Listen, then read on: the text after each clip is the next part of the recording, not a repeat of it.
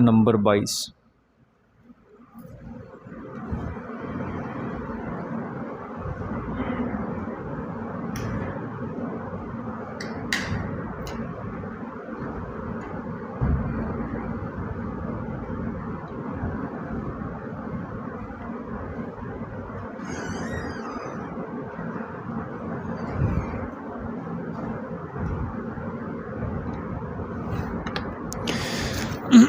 اعوذ باللہ من الشیطان الرجیم، بسم اللہ الرحمن الرحیم۔ افمن یمشی مکبا علی وجہہ اہدی امن یمشی سویا علی صراط مستقیم۔ قل هو الذی انشأکم وجعل لکم السمع والابصار والافئدہ قلیلا ما تشکرون۔ قل هو الذی ذرأکم فی الارض والیہ تحشرون۔ ویقولون متی ھذا الوعد ان کنتم صادقین۔ قل انما العلم عند اللہ وانما انا نذیر مبین۔ فلما رأوه زلفة سیئت وجوہ الذین کفروا وقیل ھذا الذی کنتم به تدعون۔ قل ارأیتم ان اہلکنی اللہ ومن معی او رحمنا فمن یجیر الکافرین من عذاب علیم۔ قل هو الرحمن آمنا به وعلیہ توکلنا فستعلمون من هو في ضلال مبین۔ قل ارأیتم ان اصبح ماؤکم غورا فمن یأتیکم بماء معین۔ صدق اللہ العظیم۔ گزشتہ آیات میں اللہ پاک نے تخفیفات، زجر بیان فرمائے۔ اللہ پاک نے فرمایا کہ اگر اللہ تمہیں پکڑ لے، اللہ کی طرف سے کوئی مصیبت آ جائے تمہارے اوپر، تو کیا تمہیں اللہ کی پکڑ سے کوئی لشکر ہے بچانے والا؟ یعنی کوئی لشکر نہیں ہے۔ پھر اللہ پاک نے فرمایا روزی تمہیں میں دے رہا ہوں، اگر میں تمہیں روزی دینا بند کر دوں، اللہ پاک کے علاوہ کوئی ہے تمہیں روزی دے سکے؟ کوئی نہیں ہے۔ اب جہاں سے آج کا سبق شروع ہو رہا ہے، یہ آیت نمبر 20 اور 21 ہے۔ امن ھذا الذی ھوا جند لکم، پھر اگلی آیت ہے امن ھذا الذی یرزقکم۔ ان دونوں کے متعلق ہے یہ آیت۔ افمن یمشی مکبا علی وجہہ اہدی، یہ ان کا نتیجہ ہوگی ان دونوں آیتوں کا، آیت نمبر 20 اور 21 کا۔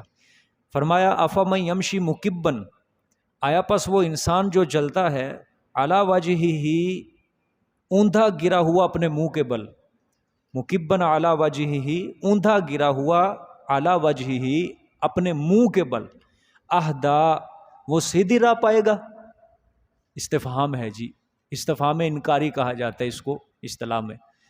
استفہام کا مطلب سوال کرنا، یعنی انکاری سوال ہے یہ۔ افمن یمشی مکبا علی وجہہ اہدا، آیا پس وہ انسان جو چلتا ہے اوندھا گرا ہوا اپنے منہ کے بل، اہدا، اللہ نے فرمایا کیا وہ ہدایت پا سکتا ہے؟ یعنی کبھی نہیں، ٹھیک ہے۔ افمن یمشی سویا علی صراط مستقیم، یا وہ انسان جو چل رہا ہے سیدھا اور سیدھے راستے پر، ہاں، امن یمشی سویا، ہاں، یا وہ انسان جو چل رہا ہے سویا، سیدھا، علی صراط مستقیم، اوپر سیدھے راستے کے، کیا مطلب؟ وہ ہدایت پائے گا، ٹھیک ہے۔ یہ پہلی دو آیتوں کے متعلق ہے یہ۔ اب کیا ہے خلاصہ کلام؟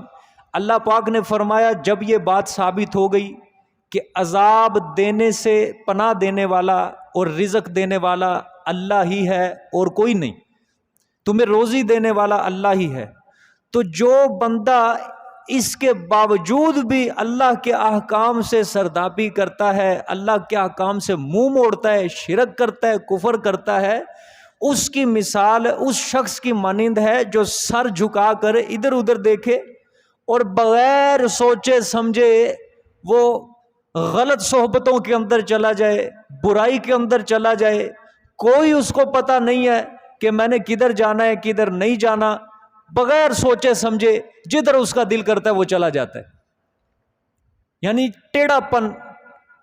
تو ایسے انسان کو اللہ نے فرمایا کبھی ہدایت نصیب نہیں ہوتی۔ دیکھو آیت کے اندر کیا آ رہا ہے، افمن یمشی مکبا علی وجہہ، آیا پس وہ انسان جو ٹیڑھا ہو کر چل رہا ہے اونٹے منہ کے بل، تو اہدا، کیا وہ ہدایت پا جائے گا؟ کبھی بھی نہیں۔ ہاں، ہدایت کون پائے گا؟ امن یمشی سوین، جو سیدھا ہو کر چلے گا، اللہ فرماتے ہیں اس کو ہدایت ملے گی۔ سمجھ آ گئی ہے؟ اب یہ آیت صاف واضح دلالت کرتی ہے کہ جس انسان کا دل صاف نہیں ہوتا، جس انسان کا دل والا برتن سیدھا نہیں ہوتا، اللہ اس کو کبھی بھی ہدایت نہیں دیتے۔ انسان جہاں مرضی چلا جائے اور اپنے آپ کو سمجھے کہ مجھے ہدایت مل گئی، میں سیدھے رستے پر ہوں، میں سیدھے رستے پر ہوں، تو یاد رکھنا تکبر اس کے دل کے اندر ہے، غرور اس کے دل کے اندر ہے، اور وہ سمجھتا کیا ہے کہ نہیں جی، جتنے سیدھے رستے پر میں چل رہا ہوں اتنا سیدھا کسی کا رستہ ہے ہی نہیں ہے۔ تو اللہ فرماتے ہیں ایسے بندے کو نہیں ہدایت ملتی، ہدایت صرف اسی کو ملتی ہے جو اعلیٰ صراط مستقیم اللہ اور اس کے رسول کے رستے پر چلتا ہے اور دل صاف کر کے چل رہا ہے، ہدایت اس کو ملے گی۔ بات سمجھ میں آ گئی ہے؟ ہاں، تو آپ غور کریں، آپ صلی اللہ علیہ وسلم نے مدینہ منورہ میں 10 سال پورے کاٹے ہیں، 10 سال آپ صلی اللہ علیہ وسلم مدینہ منورہ میں رہے، اور 2 جماعتوں کے ساتھ مستقل آپ صلی اللہ علیہ وسلم کا مقابلہ رہا ہے۔ کتنی جماعتوں سے؟ 2۔ مکے میں ایک تھے، وہ مشرک تھے، کافر تھے، سیدھے سیدھے کافر تھے، وہ اوپر سے بھی اور اندر سے بھی۔ لیکن مدینے میں 2 قسم کی جماعتیں، ایک وہ تھے جو سیدھے کافر تھے، اہل کتاب یہودی، اور ایک وہ تھے جو اوپر سے مسلمان کہتے تھے اور اندر سے ان کے دل صاف نہیں تھے، جن کو منافق کہا جاتا تھا۔ ٹھیک ہے، وہ منافق کیا سمجھتے تھے کہ ہم سیدھے رستے پر ہیں، ہم صاف رستے پر ہیں۔ اللہ پاک نے فرمایا کہ مکبن اونٹے منہ پڑے ہوئے ہیں، منہ کے بل گرے پڑے ہیں، یہ کہاں سے ہدایت پائیں گے؟ میرے پیغمبر کی مجلس کے اندر بیٹھتے ہیں، یہ میرے پیغمبر سے قرآن سن رہے ہیں، لیکن بے ایمانوں کے دل صاف نہیں ہے۔ اللہ نے فرمایا یہ ہدایت پائیں گے؟ کبھی بھی کبھی ہدایت نہیں پا سکتے۔ ہدایت یہ تب ہی پائیں گے جب یہ اندر اپنا صاف کریں گے اور میرے پیغمبر کی صحبت میں بیٹھیں گے، قرآن سنیں گے، پھر یہ ہدایت پائیں گے۔ سمجھ آ گئی جی؟ تو ہاں، یہ اصول یاد کر لو، اصول یاد کر لو، نیک صحبت میں جب بھی بیٹھنا ہے، چاہے وہ واعظ کرنے والا ہے، نصیحت کرنے والا ہے، یا قرآن پڑھانے والا ہے، یا حدیث پڑھانے والا ہے، جب بھی آپ کسی نیک صحبت میں بیٹھے ہوگے تو پڑھانے والے کی محبت کا دل میں ہونا ضروری ہے۔ یہ نہ سمجھو کہ جو وہ فن پڑھا رہا ہے اس کی محبت دل میں ہوگی تو ہم کامیاب ہو جائیں گے۔ یہ اصول دل سے نکال دو۔ سب سے پہلے جس کی زبان سے قرآن پاک کے کلمات نکل رہے ہیں، جس کی زبان سے حدیث کے کلمات نکل رہے ہیں، جس کی زبان سے نصیحت نکل رہی ہے، سب سے پہلے اس کے ساتھ مطابقت ہونا ضروری ہے، تب ہدایت ملتی ہے۔ وگرنہ جب پڑھانے والے سے مطابقت نہیں ہے پڑھنے والے کی، چاہے وہ تورات پڑھ لے، زبور پڑھ لے، انجیل پڑھ لے، صحف موسیٰ، صحف ابراہیم اور قرآن پڑھ لے، ہدایت اس کو کبھی نہیں مل سکتی۔ اللہ کے رسول سے بڑی مجلس ہے کسی کی؟ بولو، ہماری مجلس رہی ہے ایک طرف، اللہ کے رسول محمد عربی صلی اللہ علیہ وآلہ وسلم، روح کائنات کا دولہ، سرتاج، امام الانبیاء، شافع محشر، ساقی کوثر، کائنات کا دولہ، اس سے بڑی کوئی مجلس نہیں ہو سکتی، اس کی صحبت سے بڑی کوئی صحبت نہیں۔ لیکن منافق اس کی مجلس میں بھی بیٹھتے تھے۔ غور کرو، جب انسان کی قسمت گندگی اور غلاظت کے اندر پڑ جائے تو پھر یہی حال ہوتا ہے کہ پیغمبر کی صحبت بھی مل جائے تو ہدایت نہیں ملتی جب تک دل صاف نہ ہو۔ سمجھ لو بات۔ عبداللہ بن ابی رئیس المنافقین، آج تک اس کا لقب پڑا ہوا، منافقین کا سردار تھا وہ۔ اس کے ساتھ کتنے کرندے تھے؟ 300-400 کی تعداد کے قریب اس کے کرندے تھے، اور رسول کی صحبت میں بیٹھتے تھے، پیچھے نمازیں پڑھتے تھے، قرآن سنتے تھے۔ وحی کے پہلے مخاطب، نہیں سمجھ آئی بات؟ یہ قرآن پاک آج ہمارے سامنے کتنے سال بعد پڑھا ہے؟ 1400 سال۔ وہ جو منافق تھے، وہ وحی اترتی تھی سب سے پہلے مخاطب بنتے تھے وہ، لیکن تب بھی ہدایت نہیں ملتی تھی۔ وجہ کیا تھی؟ رسول صلی اللہ علیہ وسلم جو ان کا استاد تھا، اس سے دل صاف نہیں تھا۔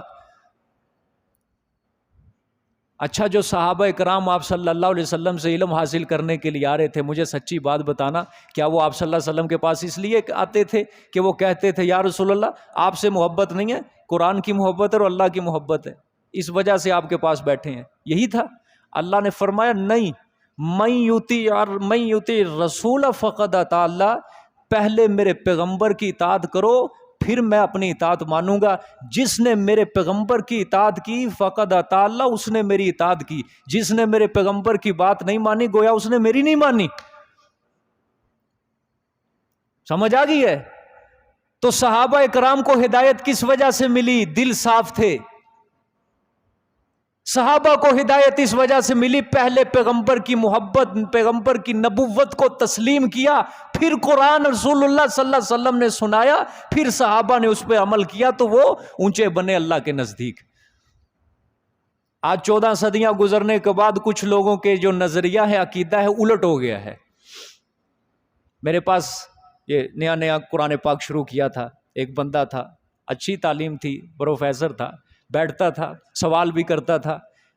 ایک بار اس نے مجھ سے سوال یہی کیا، سوال شروع کرنے سے پہلے اس نے مجھے کیا کہا کہ میں آپ سے علم سیکھنے کے لیے آ رہا ہوں، آپ سے درس سیکھنے کے لیے آ رہا ہوں، آپ کی محبت میں نہیں آ رہا، قرآن کی محبت میں آ رہا ہوں۔ اب کیا مجھے آپ سے محبت نہیں ہے نا، میں نے کہا مجھ سے محبت نہیں ہے، جاؤ پورا قرآن پڑھ لو، ہدایت مل گئی تو مجھے آ جانا، پکڑ لیں، کل قیامت والے دن فیصلے ہو جائیں گے۔ میں نے کہا 14 صدیوں کے اندر تم ثابت تو کرو رسول صلی اللہ علیہ وسلم سے لے کر آج تک کہ کوئی بندہ کسی صحبت میں بیٹھ کے علم حاصل کرے اور وہ کہے کہ مجھے اس سے محبت نہیں، مجھے اس سے محبت ہے، فن سے محبت، اس کو کامیابی ملی ہو؟ میں کہا دین کو چھوڑو، دنیا کے اندر بھی آ جاؤ، کامیابی ہمیشہ اسی کو ملتی ہے کہ جو کامیاب انسان کی بات سن کر سمجھ کر اس پر عمل کرتا ہے۔ رسول کے صحابہ جو مخلص تھے آپ صلی اللہ علیہ وسلم کے ساتھ، ان کے دل صاف تھے، اور جن کے دل صاف نہیں تھے اللہ نے ان کو ذلیل و رسوا کر دیا۔ قرآن بھی سنا انہوں نے، میں نے کہا نا رسول کی مجلس سے بڑی کوئی مجلس نہیں ہے، اس کی صحبت سے بڑی کوئی صحبت نہیں، لیکن وہ بے ایمان رسول کی محبت نہیں رکھتے تھے دل میں۔ اللہ نے کہا جب رسول کی محبت نہیں تو قرآن اور میری محبت تمہارے دل میں کہاں آ سکتی، میں نے تمہیں ہدایت دینی نہیں۔ پھر اللہ سورۃ بنی اسرائیل میں فرماتے بقرہ کے اندر یضل بہ کثیرا ویہدی بہ کثیرا، میں اس قرآن کی وجہ سے لوگوں کو گمراہ بھی کرتا ہوں، میں اس قرآن کی وجہ سے لوگوں کو ہدایت بھی دیتا ہوں۔ سورۃ بنی اسرائیل میں اللہ فرماتے ہیں کہ جوں قرآن اترتا جاتا تھا، جوں قرآن اترتا جاتا تھا، ان کی نفرتوں کے اندر اضافہ ہوتا جاتا تھا۔ صحابہ کے دل صاف ہوتے جاتے تھے اور منافقوں کے دل نفرت سے بھرتے جاتے تھے، جوں قرآن کی آیتیں اتر رہی ہیں۔ تو وجہ کیا تھی؟ پڑھانے والے سے بغض تھا، حسد تھا، اناد تھا، کینہ تھا۔ اللہ پاک یہ کیا فرما رہے ہیں؟ فَمَن يَمْشِ مُكِبًّا عَلَى وَجْهِهِ أَهْدَىٰ، آیا پس وہ انسان جو منہ کے اوندا بل دل ٹیڑھا کر کے چل رہا ہے، اہدا، اس کو ہدایت مل جائے گی؟ کبھی نہیں ملے گی۔ ہاں ہدایت صرف اسی کو، اَمَّن يَمْشِي سَوِيًّا عَلَى صِرَاطٍ مُسْتَقِيمٍ، جو سیدھا ہو کے سیدھے رستے پر چلے گا ہدایت اس کو ملے گی۔ سمجھ آ گئی یہ بات؟ قارون حضرت موسیٰ علیہ السلام کا رشتہ دار تھا، چچا زاد بھائی تھا، بنی اسرائیل میں سے تھا، لیکن حال دیکھو کیا کیا ہے۔ موسیٰ کی محبت نہیں تھی دل میں، ٹھیک ہے، حسد تھا، اللہ کے نبی سے حسد تھا، اللہ نے زمین کے اندر اس کی دولت سمیت اس کو دھنسا دیا، ٹھیک ہے۔ تو ایسی باتیں یہ نہیں کرنی چاہیے، سمجھ آ گئی ہے؟ کوئی بھی صحبت ہو، نیک صحبت ہو، جو مرضی دنیا داری کے اندر آپ کوئی فن سیکھ رہے ہیں یا دینداری میں کوئی فن سیکھ رہے ہیں، حدیث سیکھ رہے ہیں، قرآن سیکھ رہے ہیں، کوئی نصیحت سیکھ رہے ہیں، سب سے پہلے جس کی زبان سے نصیحت نکل رہی ہے اس کی محبت، اس سے مطابقت ہوگی تو پھر آپ آگے چل سکیں گے، وگرنہ آپ گھڑے کے اندر گر جائیں گے، ٹھیک ہے۔ جتنا مرضی پڑھ لو، میں نے کہا نا 10 سال کوئی کم عرصہ نہیں ہوتا، 10 سال تک منافقوں سے پالا پڑا ہے آپ صلی اللہ علیہ وسلم کا، لیکن نئی ہدایت کسی کو بھی ہدایت نہیں ملی، کسی منافق کو، ایک کو ثابت کر دے کوئی، ایک منافق کو بھی نہیں ملی ہدایت۔ ہاں ان کے مقابلے میں جو مشرکین تھے مکہ کے، یہ منافق نہیں تھے، یہ اوپر سے بھی کافر تھے، اندر سب سے زیادہ اسلام انہوں نے قبول کیا، سب سے زیادہ اسلام انہوں نے قبول کیا۔ یہ پتہ نہیں اللہ پاک کا کوئی تقدیر میں کوئی فیصلہ لکھا ہے یا ازلی فیصلہ ہے، جس طرح مرضی کہہ لو، اندر کا جو بندہ بگڑ جائے وہ نہیں کبھی ہدایت پا سکتا، باہر سے کوئی بندہ آ جائے اس کو ایسے چٹکی میں ہدایت اللہ پاک دیتے ہیں۔ عجیب بات ہے، ہمارے استاد وہی یہی کہتے ہیں کہ نیک ماحول میں جو بگڑ جائے وہ نہیں دوبارہ کبھی بھی ہدایت پہ آتا، ہاں جو برائی سے نکل کر نیکی کی طرف آ جائے چٹکی میں اللہ اس کو ہدایت دیتا ہے۔ دیکھو منافق نیک ماحول میں رہ رہے تھے لیکن بگڑ گئے تھے، نہیں ہدایت ملی، میں نے کہا وہی کے پہلے مخاطب ہیں، یہودی نیک ماحول میں رہ رہے تھے، آپ سے ہدایت نہیں ملی۔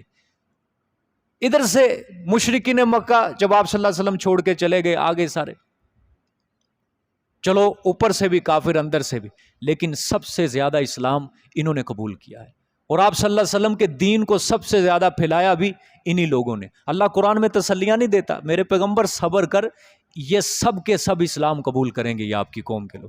فتح مکہ ہوا، سب کے سب نے اسلام قبول کر لیا، اور جب یہ آگے گئے آپ صلی اللہ علیہ وسلم کی زندگی کے بعد، روم اور فارس کے اندر جو جنگیں ہوئی ہیں یہی لوگ سپہ سالار بن کر گئے ہیں، یہ وہاں پہ اللہ کی حکمتیں ہوتی ہیں۔ لیکن منافق ان کا نام و نشان نہیں اللہ نے چھوڑا۔ یہودی تھے، صرف ایک یہودی تھا عبداللہ بن سلام، اس نے اسلام قبول کیا، باقی کسی نے اسلام نہیں قبول کیا۔ آپ صلی اللہ علیہ وسلم کی حدیث بھی ہے کہ مدینے میں یہودیوں کے 10 عالم تھے، اگر 10 کے 10 اسلام قبول کر لیتے سارے یہودی مسلمان ہو جاتے، لیکن ایک عبداللہ بن سلام تھے، اس کو ماننے والے تھے ان کے معتقد، انہوں نے اسلام قبول۔ نیک ماحول کے اندر جو رہ کے بغیرت بن جائے، بگڑ جائے، اس کو نہیں کبھی بھی ہدایت ملتی، وہ پھر اسی طرح بھٹکتا رہتا ہے، سمجھتا وہ یوں ہی ہے میں ہدایت پر ہوں، لیکن وہ بالکل بھی قطعاً ہدایت پر نہیں ہوتا۔ ہاں باہر سے جو آتا ہے اللہ اس کو چٹکی میں ہدایت دیتے ہیں، اور پھر ایسی ہدایت دیتے ہیں جس طرح حضرت عمر کو اسلام لانے کے بعد ہدایت ہوئی اور پکے ہو گئے اسلام میں، پھر کبھی بھٹکنے کا ان کے اندر نام و نشان نہیں ہوتا۔ اللہ پاک اس طرح کی استقامت عطا فرمائے، دل صاف کرے اللہ پاک، دل صاف کرے انسان کے، سمجھ آ گئی ہے؟ تو میری بات یاد رکھ لو، میری صحبت میں، میری کلاس میں جس کی میرے ساتھ مطابقت ہوگی تو قرآن پاک کا اثر اسی پہ ہوگا، جس کی میرے ساتھ مطابقت نہیں ہے تو جو مرضی بیٹھا رہے، 100 سال تک بیٹھا رہے، 100 سال تک۔ میں کہتا ہوں صرف یہی نہیں، تورات بھی، زبور بھی، انجیل بھی، سارے صحیفے قرآن جتنے بھی اللہ سب پڑھ لو، نہیں ہدایت میں۔ سب سے پہلے مطابقت امام اور مقتدی میں ضروری ہوتی ہے۔ یضل بہ کثیرا ویہدی بہ کثیرا، اللہ نے صاف فرمایا ہے کہ میں اس کتاب کی وجہ سے گمراہ بھی کرتا ہوں اور ہدایت بھی دیتا ہوں۔ ہدایت اس کو ملے گی جو اعلیٰ صراط مستقیم، سویًا، سیدھا ہو کے چلے گا، اور ٹیڑھا اسی کا دل رہے گا جس کا دل ہی ٹیڑھا رہے گا، سمجھ آئیے؟ خانہ پوری نہ کرو، سمجھ آ گئی ہے؟ کس لیے بیٹھے ہم یہاں پہ؟ خانہ پوری کرنے کے لیے؟ یا کسی کے ذہن میں یہی پھٹکار ہو کہ نہیں جی 2 سپارے رہ گئے بس پورے کرو، اللہ اللہ خیر صلی اللہ بعد میں دیکھی جائے گی، اسی لیے بیٹھے ہیں ہم یہاں پہ؟ بیٹھے ہیں اپنے نفس کی اصلاح کے لیے، یاد رکھ لو یہ بات۔ صرف خانہ پوری کرنے کے لیے کہ بس قرآن پاک ختم کر لیا، ہم بہت بڑے کوئی مفتیان کرام میں سے ہمارا نام شمار ہو جائے گا، نہ، اس کے صرف الفاظ ختم ہوتے ہیں، اس کا مفہوم اور مطلب یہ ختم نہیں ہوتا۔ سمندر کے قطرے ختم ہو جائیں گے لیکن اس کا مفہوم اور مطلب نہیں کبھی ختم ہوتا۔ آپ الحمد کی الف لام سے والناس کی سین تک قرآن پاک پورا پڑھ لیں، کیا مطلب؟ آپ نے قرآن پاک میں غوطہ لگا لیا؟ ایک ذرہ برابر بھی غوطہ نہیں لگا، کیونکہ صرف الفاظ ہی ختم ہوئے ہیں، کیونکہ یہ کلام جو ہے اللہ کی صفت ہے، جس طرح اللہ کی ذات کی نہ کوئی حد ہے نہ کنارہ، اسی طرح اللہ کی صفات کی بھی نہ کوئی حد ہوتی ہے نہ کنارہ ہوتا ہے۔ بات سمجھ میں آ رہی ہے کہ نہیں میری؟ ہاں، تو قرآن پاک اسی کو فائدہ دے گا کہ اس کے پڑھانے والے سے جب مطابقت ہوگی، ہاں اس کو قطعاً فائدہ نہیں ہوگا جب پڑھانے والے سے مطابقت نہیں ہے، سوائے وقت ضائع کرنے کے وہ یہاں پہ کچھ نہیں بیٹھا ہوا، وقت ضائع ہو رہا ہے اس کا، سمجھ آئی؟ رسول اللہ صلی اللہ علیہ وسلم کی صحبت مجلس لگی ہوئی تھی، ایک صحابی آیا، ٹھیک ہے، ہاں وہ کسی کام کی غرض سے آیا تھا، کسی بندے سے ملنے، رسول کی صحبت کے لیے نہیں، ویسے کسی کام کے لیے آیا، آپ صلی اللہ علیہ وسلم کے صحابہ کے ساتھ آ کے بیٹھ گیا، اس نے کہا چلو باتیں سن لیتا ہوں، لیکن پھر بھی دل صاف تھا، اللہ نے اسی صحبت کے مشغولیت کی وجہ سے اللہ نے اس کی بخشش کر دی۔ وجہ کیا تھی؟ دل صاف لے کر وہ بیٹھ گیا تھا۔ ٹھیک ہے، لیکن منافق جو تھے 10 سال تک خدمت میں رہے، بیٹھے رہے صحبت میں، اور رسول کی صحبت سے بڑی کوئی صحبت نہیں، قرآن کی صحبت سے بڑی کوئی صحبت نہیں، لیکن بے ایمان اتنے نیک ماحول میں رہ کے بھی وہ نالائق کے نالائق ہی رہے، وہ لائق شاگرد نہیں بن سکے، لائق نہیں بن سکے، نالائق کے نالائق ہی رہے۔ لائق کون بنا؟ ابو بکر بنا۔ لائق کون بنا؟ عمر بنا۔ لائق کون بنا؟ عثمان و علی بنے، امیر معاویہ بنے ہیں۔ لائق کون بنا؟ حسن و حسین، عبداللہ بن عباس، عبداللہ بن مسعود بنے، کہ آج ہم ان کا نام بھی ادب اور احترام سے لیتے ہیں۔ کیوں؟ کہ پیغمبر صلی اللہ علیہ وسلم کے ساتھ نسبت تھی، قرآن کے ساتھ سچی نسبت تھی ان کی۔ اور جنہوں نے نئی مطابقت رکھی آپ صلی اللہ علیہ وسلم سے، نئی دل صاف رکھے، اللہ نے ان کا تاریخ میں نام و نشانی ختم کر دیا۔ جتنے بھی منافق تھے کسی کا کوئی نام نہیں سوائے عبداللہ بن ابی کے، اسی کا چرچا ہے آج۔ کیوں؟ سردار تھا، بے ایمان تھا بڑا یہ۔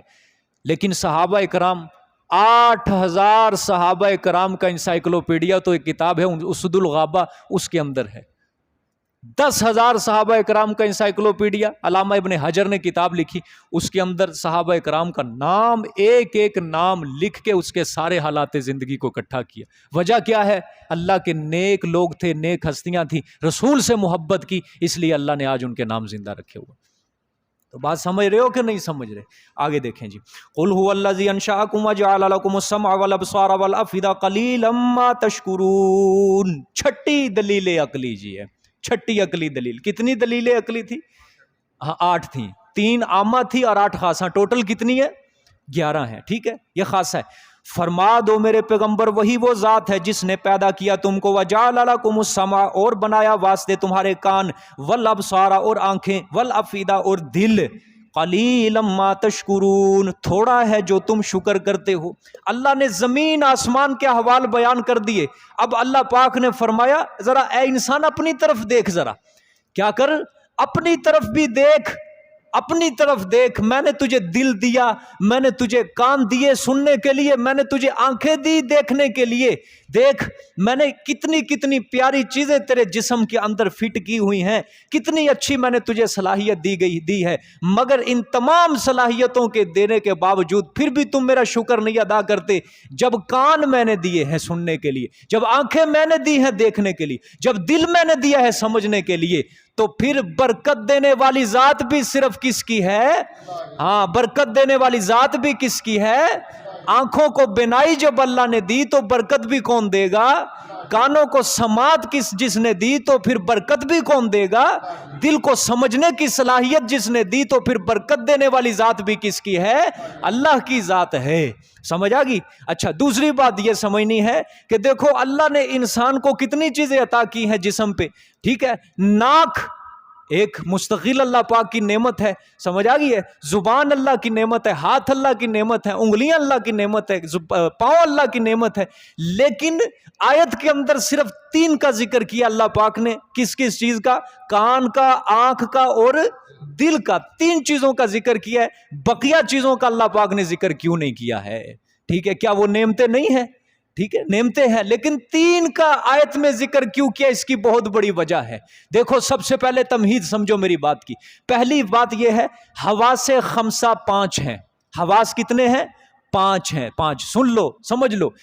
کان سننا، آنکھ دیکھنا، 2 زبان چکھنا، کیا ہے؟ چکھنا، کتنی ہو گئی؟ 3 ناک سونگھنا، کتنے ہو گئے؟ 4 ہاتھ چھونا، کتنے ہو گئے؟ 5 کتنے ہو گئے بولو؟ ہاں میرے ساتھ دوبارہ گن لو۔ آنکھ، کان، ناک، زبان، ہاتھ، یہ 5 حواس 5 ہے۔ دل حواس 5 نہیں ہے، اس کو ایک طرف رکھو، یہ اور چیز ہے، ٹھیک ہے؟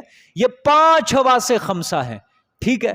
کان سے انسان سن سکتا ہے، آنکھ سے دیکھ سکتا ہے، ناک سے سونگھ سکتا ہے، زبان سے چکھ سکتا ہے، ہاتھ سے انسان چھو سکتا ہے کہ نرم ہے یا سخت ہے، ٹھیک ہے؟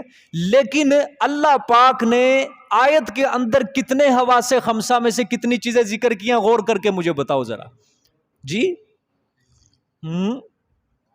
کوئی 2، کوئی 3 جی؟ 2 ہیں، 2 ہیں جی، دائیں والے 2 ہیں کہ 3 ہیں؟ پکی بات ہے جی؟ ہاں جی شکیل بھائی، پکی بات ہے، اپنی تحقیق ہے، ٹھیک ہے؟ جی آصف بھائی دو ہیں، دو ہیں، دیکھو میں نے ابھی بتایا والافئدہ دل، دل حواس خمسہ میں سے نہیں ہے، ٹھیک ہے، دو ہیں، سننا اور دیکھنا۔ اچھا اب اس کے اوپر بھی آپ نے غور کرنا ہے۔ دیکھو یہ وجہ کیا ہے، دو حواس خمسہ ہے، اللہ نے دو کا ذکر کیا ہے۔ انسان کو جتنی بھی معلومات روزمرہ زندگی میں حاصل ہوتی ہے، سب سے زیادہ معلومات انسان کو آنکھ اور کان سے ہوتی ہے، زبان سے اتنی معلومات نہیں ہوتی۔ زبان سے معلومات تب حاصل ہوگی جب کوئی کھائے گا، پیٹ پوجا کرے گا۔ ہاتھ سے تب ہی معلومات حاصل ہوگی جب ہاتھ سے کوئی چیز پکڑے گا۔ ناک سے تب ہی معلومات حاصل ہوگی جب ارادہ کرے گا کسی چیز کی خوشبو سونگھنے کا۔ لیکن آنکھ اور کان یہ ایسی چیزیں ہر وقت انسان کے دل میں دماغ میں معلومات پھینک رہی ہیں۔ یہ آپ گھر جاتے ہیں، گھر سے آتے ہیں، نماز پڑھنے آتے ہیں، جاتے ہیں، رات کو سونے کے لیے بستر پر لیٹتے ہیں، آنکھ آپ کو ہر وقت معلومات دے رہی ہے کہ نہیں دے رہی؟ کان آپ ہر وقت باتیں سن رہے ہیں، دوستوں کی سن رہے ہیں، ٹھیک ہے، ماں باپ کی سن رہے ہیں، ہر کسی کی باتیں سن رہے ہیں، تلاوت سن رہے ہیں، قرآن سن رہے ہیں، حدیث سن رہے ہیں، جو بھی، ہاں عورتوں کی باتیں سن رہے ہیں کچر کچر، ٹھیک ہے۔ تو پھر یہ ساری کیا ہو رہی ہے معلومات؟ آیت کے اندر سما کو پہلے ذکر کیا، ابصار کو اللہ نے بعد میں ذکر کیا۔ اس کی وجہ کان کی سماعت کو اللہ نے حواس خمسہ میں سے جب ذکر کیا پہلے اور آنکھ کو بعد میں، وجہ اس کی یہ ہے کہ آنکھ سے زیادہ معلومات انسان کو کان سے ہوتی ہے۔ آنکھ سے زیادہ معلومات انسان کو کب ہوتی ہے؟ کان سے ہوتی ہے۔ اس لیے کان کو پہلے ذکر کیا اور آنکھ کو بعد میں ذکر کیا۔ تیسرے نمبر پہ دل کا ذکر کیا۔ دل حواس خمسہ میں سے نہیں، یہ باہر ہے۔ وجہ کیا ہے؟ دل جو ہے ان 5 چیزوں کا مرکز ہے، جس کو کہہ لو ڈیم، ٹھیک ہے۔ دل ان 5 چیزوں کا مرکز ہے، سمندر ہے، کہ جس طرح پوری دنیا کی نہریں دریا سب کس میں گرتے ہیں؟ سمندر میں گرتے ہیں۔ اسی طرح ہاتھ، آنکھ، کان، ناک، زبان، اس سے جتنی بھی معلومات حاصل ہوگی کہاں گرے گی؟ دل کے اندر گرے گی۔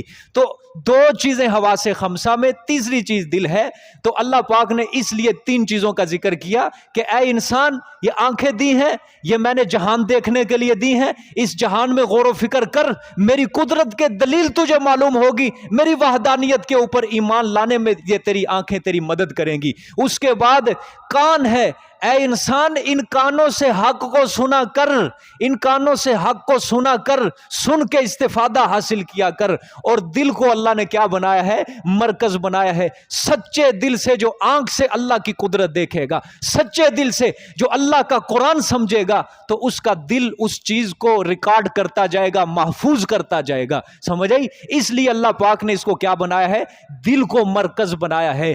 خلاصہ کلام، حق کو سمجھنے کے لیے اللہ پاک نے دل دیا، حق کو دیکھنے کے لیے اللہ نے آنکھیں دی، حق کو سننے کے لیے اللہ پاک نے کان دیے ہیں۔ اگر اللہ ان تینوں چیزوں کی صلاحیت کو کھینچ لے، سلب کر لے، تو پھر اللہ دل پہ لگاتا ہے مہر جباریت، کہ جس کے لگنے کے بعد انسان قرآن تو سنتا ہے لیکن فائدہ نہیں پہنچتا۔ انسان قرآن دیکھ سکتا ہے، جہان دیکھ سکتا ہے، لیکن فائدہ نہیں پہنچتا، کیونکہ دل کے اوپر کیا لگ گئی ہے؟ مہر جباریت لگ گئی ہے۔ اس وجہ سے اللہ نے آیت میں 3 چیزوں کا ذکر کیا ہے، ٹھیک ہے۔ وگرنہ جو ہو سمم بکمن عمیٌ، اندھا، گونگا، بہرا، کیا سمجھے گا؟ کیا پلے پڑے گی؟ ابو جہل، ابو لہب، ایسے لوگوں کو اللہ نے فرمایا تھا سمم بکمن عمیٌ، اندھے ہیں، بہرے ہیں، گونگے ہیں، نہ سن سکتے ہیں، نہ دیکھ سکتے ہیں، نہ بول سکتے ہیں۔ وجہ کیا ہے؟ وہ تو بولتے تھے اور اچھا خاصا بولتے تھے، سنتے تھے، اچھا خاصا سنتے تھے۔ ہر وقت تو آپ صلی اللہ علیہ وسلم کے اور مسلمانوں کے خلاف ان کی مجلسیں لگی ہوتی تھی، دیکھتے تھے، اچھا خاصا دیکھتے تھے کہ اسلام دن بہ دن پھیل رہا ہے۔ اللہ نے فرمایا سمم بکمن عمیٌ، حقیقت پر مبنی نہیں ہے۔ اللہ نے فرمایا جو حق سمجھنے کی، دیکھنے کی، سننے کی صلاحیتیں تھی نا، ہم نے وہ کھینچ لی ہیں ان سے۔ بات سمجھ رہے ہو نہیں سمجھ رہے؟ ہاں، تو یہ 3 چیزوں کا اس وجہ سے ذکر۔ اللہ نے فرمایا قلیلا ما تشکرون، تھوڑے ہیں جو تم میں شکر کرتے ہیں، تھوڑے ہیں تم میں شکر کرتے ہیں، ان چیزوں کا صحیح استعمال نہیں کرتے ہو۔ کانوں کا تم صحیح استعمال نہیں کرتے، آنکھ کا صحیح استعمال نہیں کرتے، دل کا صحیح استعمال نہیں کرتے ہو تم. ٹھیک ہے آگے دیکھیں. قل هو الذی ذرأکم فی الارض والیہ تحشرون، فرما دو میرے پیغمبر وہی وہ ذات ہے جس نے پھیلا دیا تمہیں زمین میں، والیہ تحشرون، اور طرف اسی کے تم اکٹھے کیے جاؤ گے. اب یہ جی 7ویں عقلی دلیل ہے. ٹھیک 7ویں، اللہ نے فرمایا پیدا بھی تم کو میں نے کیا، اور پیدا کر کے صرف ایک خطے تک محدود نہیں رکھا، بلکہ پیدا کر کے پوری زمین کے اوپر تمہیں پھیلا دیا ہے. میں نے پوری زمین کے اوپر تمہیں پھیلا دیا، قبائل کے اندر تقسیم کر دیا، خاندانوں کے اندر میں نے تمہیں تقسیم کر دیا. اللہ پاک نے فرمایا اور صرف اب یہی نہ سمجھنا میں نے پیدا کر کے تمہیں چھوڑ دیا یا پھیلا دیا چھوڑ دیا. اللہ نے فرمایا نہیں، اس دنیا کے ساتھ دل نہ لگا لینا، بلکہ وَإِلَيْهِ تُحْشَرُونَ، اسی کی طرف تم نے اکٹھے ہونا ہے. موت آئے گی، دوبارہ زندگی ملے گی، دوبارہ پھر ایک بہت بڑا مجمع لگے گا، اور وہ مجمع صرف انصاف کے اوپر مبنی ہوگا. وَيَقُولُونَ مَتَىٰ هَٰذَا الْوَعْدُ إِن كُنتُمْ صَادِقِينَ، اور کہتے ہیں وہ کب آئے گا یہ وعدہ اگر ہو تم سچے. مشرکین کہتے تھے، آپ صلی اللہ علیہ وسلم کہتے تھے قیامت آ جائے گی، مرو گے، سیدھے ہو جاؤ، وقت ہے. آگے سے یہ کیا کہتے تھے؟ ہاں کب آئے گی قیامت؟ اگر سچے ہو لے آؤ. قُلْ إِنَّمَا الْعِلْمُ عِندَ اللَّهِ، میرے پیغمبر فرما دو سوائے اس کے نہیں کہ قیامت کا علم صرف کس کے پاس ہے؟ بولو سارے، قیامت کا علم کس کے پاس ہے؟ اور کس کی زبان سے کہلوایا گیا ہے؟ رسول اللہ صلی اللہ علیہ وسلم کی زبان سے کہلوایا گیا.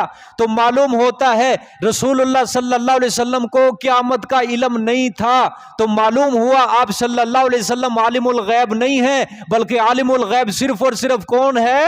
عالم الغیب صرف کس کی ذات ہے؟ ہر جگہ حاضر ناظر صرف اور صرف کون ہے؟ اپنی مخلوق کے حالات سے واقف کون ہے؟ کائنات کے ذرے ذرے سے واقف کون ہے؟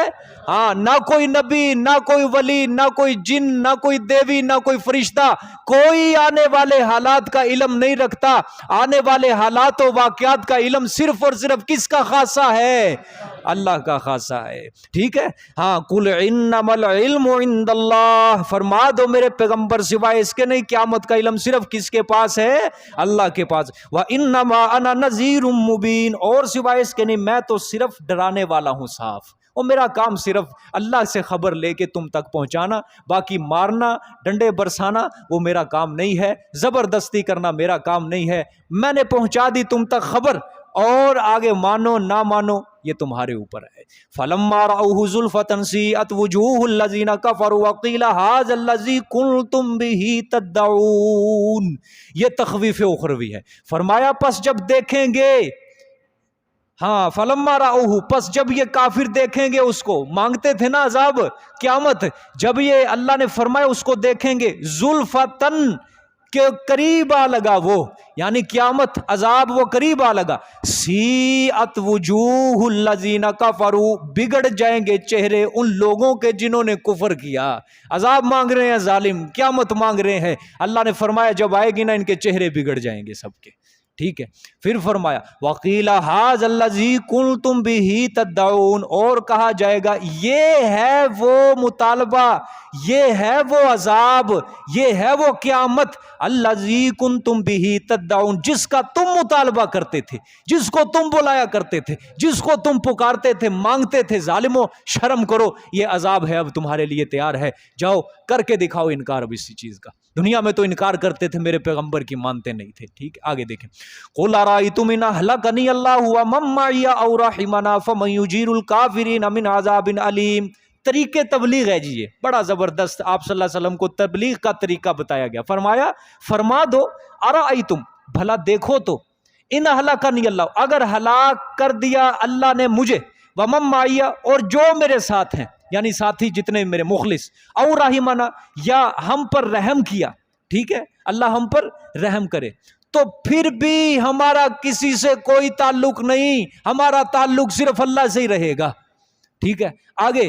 فَمَن يُجِيرُ الْكَافِرِينَ مِنْ عَذَابٍ أَلِيمٍ، پس کون پناہ دے گا کافروں کو، پس کون پناہ دے گا کفر کرنے والوں کو دردناک عذاب سے، من عذاب علیم، دردناک عذاب سے. حاصل یہ کہ جب پناہ دینے والا بھی اللہ، رحم کرنے والا بھی اللہ، اے کافرو تم کہتے ہو نا میری بربادی کے لیے تم بددعائیں کرتے ہو، میرے اسلام کو ختم کرنے کے لیے بددعائیں کرتے ہو، ٹھیک ہے اگر اللہ نے ہمیں ہلاک کر دیا اور میرے ساتھیوں کو ختم کر دیا، ٹھیک ہے میرے ساتھ جتنے بھی لوگ ہیں، یا اللہ ہم پر رحم کرے، تو فرمایا لیس لنا غیرہ، ہمارا پھر بھی اس کے سوا کوئی نہیں ہے، ہمارا تعلق پھر بھی اللہ سے رہے گا۔ ہاں اگر تمہارے اوپر اللہ کا عذاب آ گئے تمہیں کون پناہ دے گا، تمہیں کون اس کے دردناک عذاب سے بچائے گا؟ تم سمجھتے ہمارے معبود بچائیں گے؟ تمہارے معبود عاجز ہے، تمہارے معبود بے بس ہیں، وہ اللہ کی پکڑ سے تمہیں نہیں چھڑا سکتے، اس لیے ہماری فکر نہ کرو، اپنی فکر کرو۔ ٹھیک ہے آگے، قل هو الرحمن آمنا به وعلیہ توکلنا، فرما دو میرے پیغمبر هو الرحمن، وہی رحمان ہے، آمنا به، اور ہم ایمان لائے ساتھ اس کے، ہم تو یقین صرف اسی پر رکھتے ہیں، وعلیہ توکلنا، اور اسی پر ہم بھروسہ رکھتے ہیں، فستعلمون من هو فی ضلال مبین، پس عنقریب تم جان لوگے کہ کون واضح گمراہی میں ہے۔ تم ہمیں گمراہ کرتے ہو، تم ہمیں کہتے ہو کہ یہ باؤ اجداد کے رستے سے ہٹ گئے ہیں، ہمیں گمراہ، ہمیں بے وقوف سمجھتے ہو تم۔